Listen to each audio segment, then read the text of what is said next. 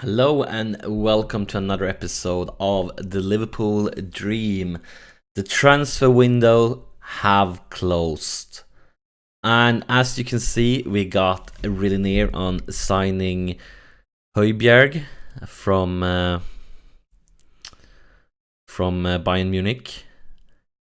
They accepted our bid, but we didn't manage to get things done in time before the window closed. So the deal fell through. And the reason for me trying to sign him was that... Where is it? Let's see here. This happened. Emre Can is sold. I didn't plan to sell him at all, but then PSG gave us an offer we couldn't refuse. And this one says 61 mil, but it's actually 72 mil and 20% of the next sell-on thing. Let's see, where is he?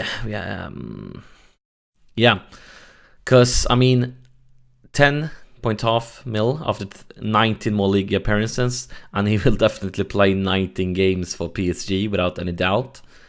And this one we will get after 11 months.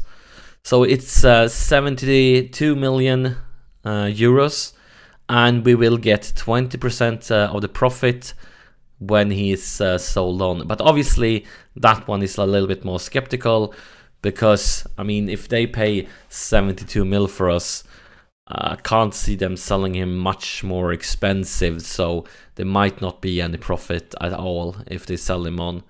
So I'm not counting on it. It would be a nice bonus, but I'm getting my 72 mil.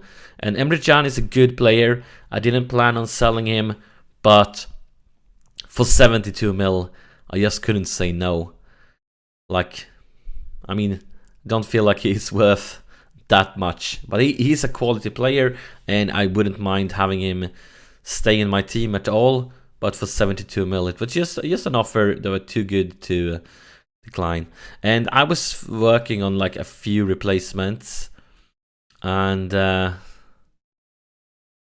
this was I would say my first choice, but he's worth 7.75 million euros, and I was offering him we're offering basically 3 times that amount. And for offer 3 times over his value, they weren't even willing to start negotiating. And since he's 32 years old, I felt like offering them 3 times his value, that's basically as high as I could go for a player that old. But I think like he would be a great player for a season or two. Really good stats here, and very good tutor too, with that decent determination and professional. So that was my first option for replacing. But when that didn't work out, I went for Højbjerg, and obviously he's younger and a lot of potential. And they accepted my bid. I think I offered them 38 million euros, and they said yes to that. But we didn't manage to get the deal working before the transfer window closed, unfortunately. So now we have to manage without any of them. A few loan out deals. We're making some bids for a few other players, just trying to get a replacement.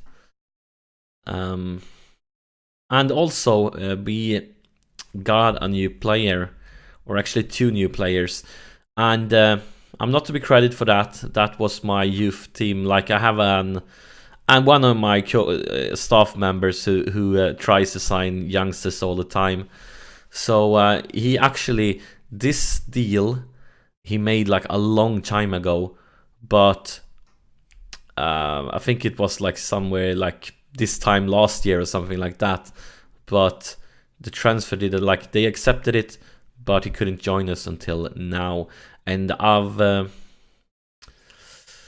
not quite sure, but I loaned him out ASAP. And the reason for me loaning him out ASAP is with that determination, and I feel like I can't tutor him any better, and I didn't have room for him this season. For next season, I will maybe sell Ibe and start playing him instead, probably. So I loaned him out ASAP to Kaiserslautern. And the other guy we got is this guy from PSV, and also it's not me who made this signing. I left it to the other guys, and he has a great potential, but I definitely need to tutor him to get his determination up and give him a better personality. And right now he's getting tutored by Martin Skrtel, and hopefully that can bring his determination up quite a bit.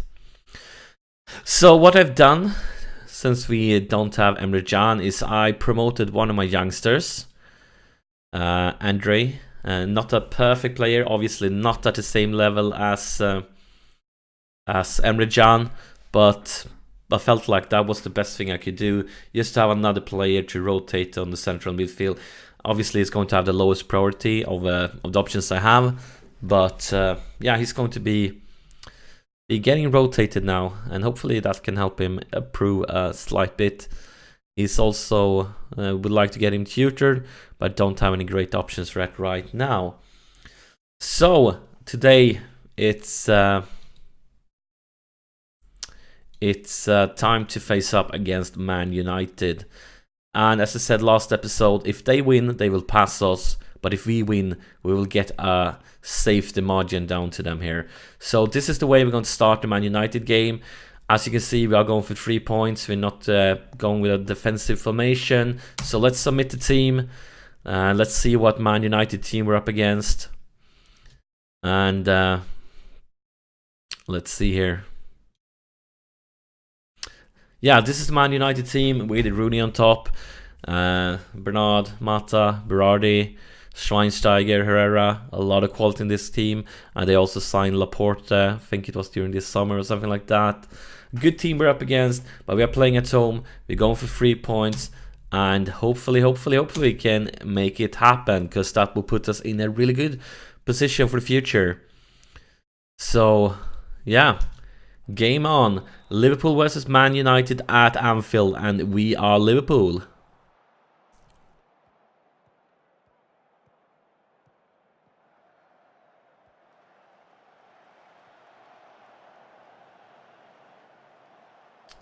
Will this be a real highlight, or is it just something to show? It's been going on for quite far time, but that's it.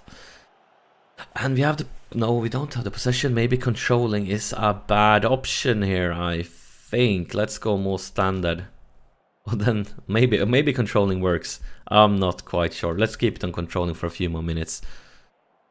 Oh, and Lucas Leiva with an early injury here, and I'm not... Since we are low on central midfielders, I'm just don't gonna take any risks here. We can't afford it. So let's change him and Milner around. Milner can be the ball-winning midfielder, and then bring Tielemans in instead of Lucas Leiva. Have him as an advanced playmaker. And then Firmino could go shadow striker. Come on, guys. Bad start with that injury. Hopefully he won't be out for long, because if he is, then we will be in some trouble here. De Gea with... well, let's see what happens here. Rade going for Mata, Rooney. Come on, guys. Good Klein. Sivkovic. Sturridge, and Sturridge is way down in the pitch. Going for Coutinho. Firmino. Going for Coutinho again. Felipe Coutinho, and he shoots and he scores! Felipe Coutinho! And with 1 goal up, Felipe Coutinho with his 3rd goal of the season. Thank you, Felipe. With a fantastic pass there from Firmino. Those Brazilian guys connecting. And a great finisher here from Felipe Coutinho. But he's only scored 3 goals this season. He should be doing better, but I'm definitely happy with him right now. Come on, guys.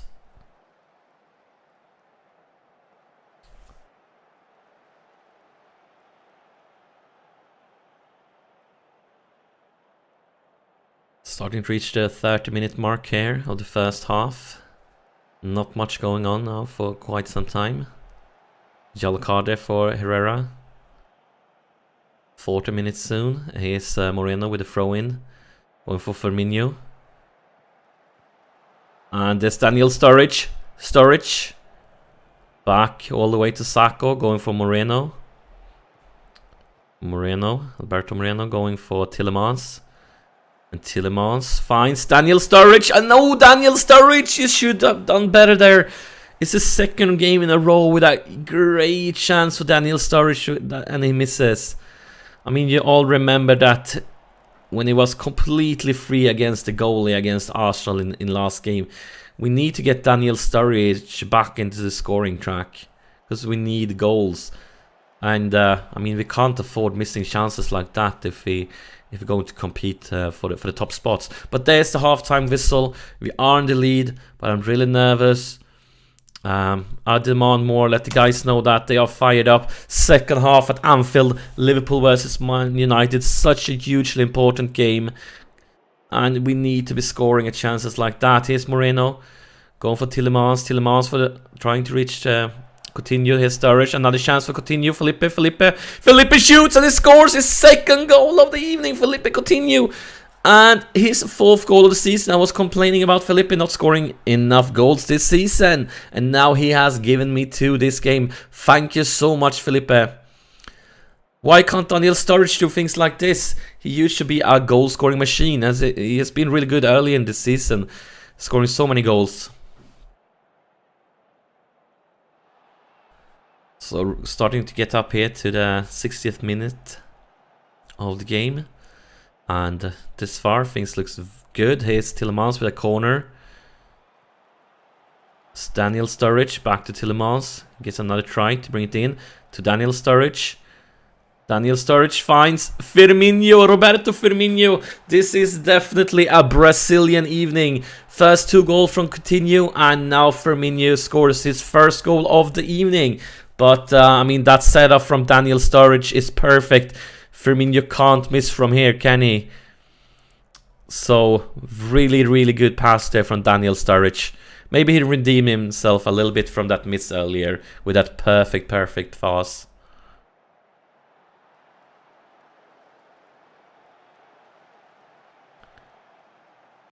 I think it's time for some subs here. Klein is really tired, but he's having a fantastic game.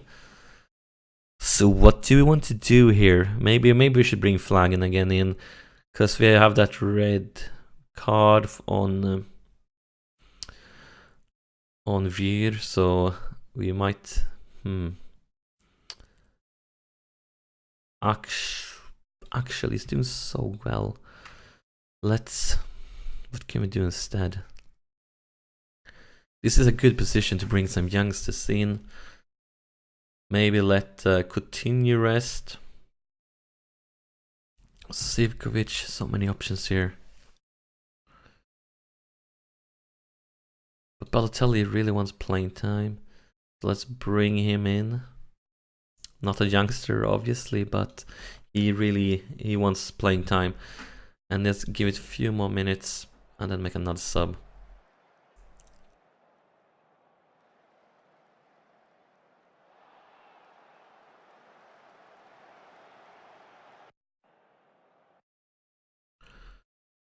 And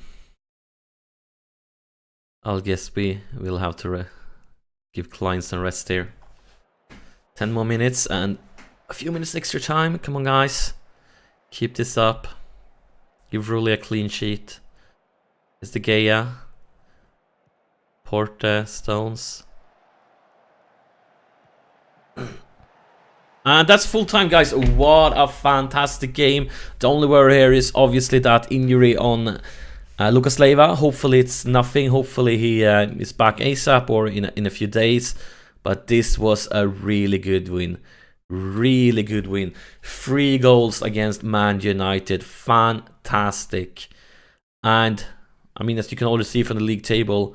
But first, let's see what's up with Lucas Leiva. He's out for 2 weeks. That's really bad since we lost Emre Can and couldn't replace him. But look at the league table here. This puts us in a really good position. I mean, that gives us that margin down to Man United. Still far away from catching Chelsea, obviously. But very, very important victory here. And Man City, I mean, they are 2 games down, so they can reach 46 points here. But yeah, we are still in control of things. And that's it for this episode. Let's see who we're up against in next episode. Oh, next episode going to be a big game. We are going to face up against Real Madrid in the first knockout round in the Champions League. So make sure you don't miss the next episode, because it's going to be one of the games of the season maybe. So thank you so much for watching, and if you haven't already, make sure you press that subscribe button. It helps me out a lot. And I see you during the next episode.